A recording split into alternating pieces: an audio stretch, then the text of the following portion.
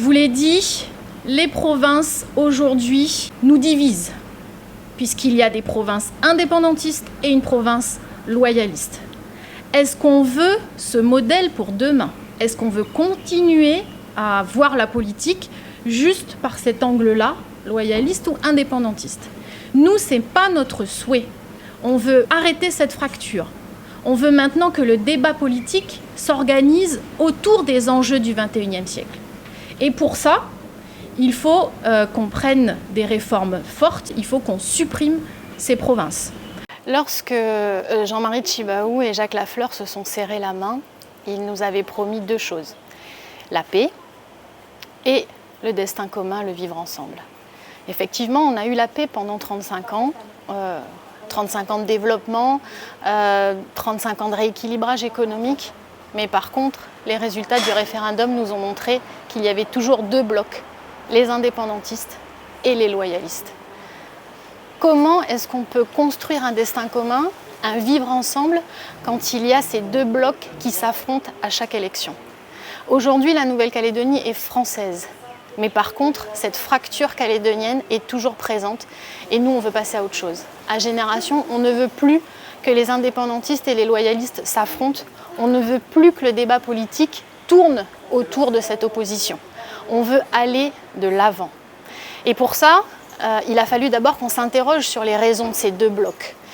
Eh bien, on pense que c'est parce que les statuts de Nouméa, les statuts de Matignon et Oudinot nous ont obligés à nous affronter au travers de référendums successifs. Et puis, ils ont créé aussi les provinces, ce qui fait que chacun est resté dans son camp, dans sa province, à cultiver son électorat.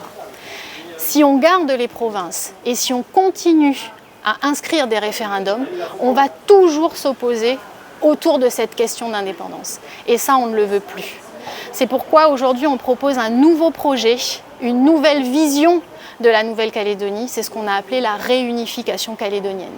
Aujourd'hui, si on veut construire un vivre ensemble, on doit se rassembler et non plus se diviser.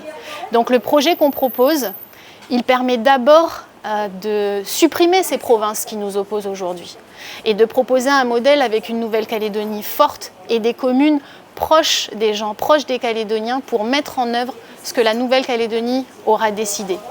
On veut également que le Calédonien soit au centre du dispositif. On ne veut plus parler des Calédoniens comme des Kanaks, des Oreilles, des Wallisiens, des Vietnamiens. Non, on est des Calédoniens d'abord. Peu importe notre origine, on doit créer un sentiment d'appartenance à ce pays. Et pour ça, il nous faut des symboles. D'abord, évidemment, un drapeau commun. Vous savez qu'à Génération, on est des fervents défenseurs du drapeau commun. Il faut qu'on puisse faire flotter au-dessus de nos institutions. Il faut qu'on puisse, dans les délégations sportives, afficher nos couleurs et en être fiers.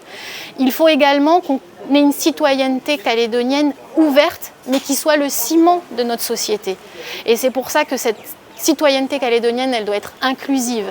Elle doit permettre à chacun de pouvoir s'exprimer. Alors bien sûr, il faudra faire preuve d'attachement au pays. Il faudra avoir résidé dans le pays quelques années avant de pouvoir prétendre à la citoyenneté calédonienne.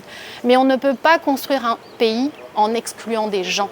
On doit construire une société qui rassemble, qui inclut tout le monde. Et c'est ça qu'on veut.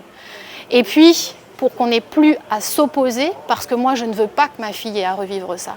Je ne veux pas que ma fille, à un moment donné, ait à se prononcer pour ou contre l'indépendance. Je ne veux pas qu'elle vive avec cette épée Damoclès. Donc terminer les référendums, il faut qu'on ait un statut définitif dans la Constitution française.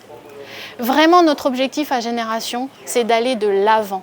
Aujourd'hui, on a des défis qu'on doit relever. La réduction de la pauvreté, l'urgence écologique, les inégalités sociales, l'emploi pour les jeunes. On doit régler ces grands problèmes et on ne pourra pas le faire tant qu'on continuera à s'affronter dans les institutions autour d'un débat loyaliste indépendantiste. Donc si, comme moi, vous vous sentez calédonien, que vous voulez devenir calédonien, que vous voulez appartenir à ce pays, il faut soutenir la réunification calédonienne. Il faut choisir l'union des Calédoniens et non pas la division.